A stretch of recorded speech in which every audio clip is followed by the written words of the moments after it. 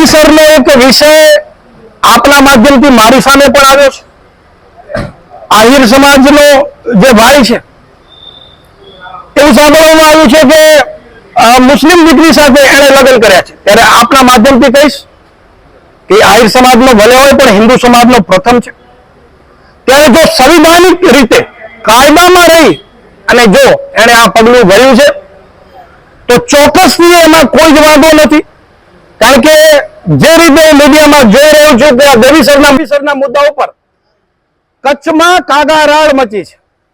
ત્યારે આવા લોકો કોમી એકતા તૂટવાની વાતો કરે છે। ત્યારે આવા લોકોને હું કહેવા માંગીશ આપના માધ્યમથી કે કચ્છમાં છેલ્લા 12 મહિનામાં કેટલી હિન્દુ દીકરીઓને તમે બગાડી રહ્યા છો, ત્યારે તમે કેમ કોમી એકતા તૂટવાની વાતો નથી કરતા?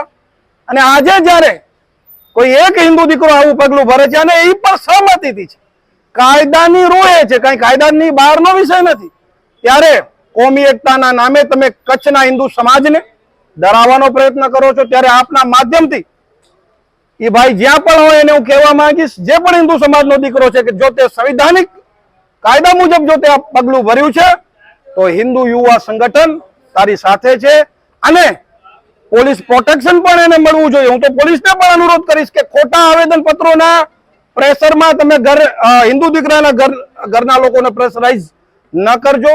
કારણ કે આવી હજારો દીકરીઓ આ વિધર્મી લોકો લઈ ગયા છે। ત્યારે એકાદ આવો કિસ્સો કાયદાની રૂએ બનતો હોય તો એમાં મને નથી લાગતું કે કાંઈ પણ અજુગતું છે કે એનાથી કોઈ કોમી એકતા તૂટે છે।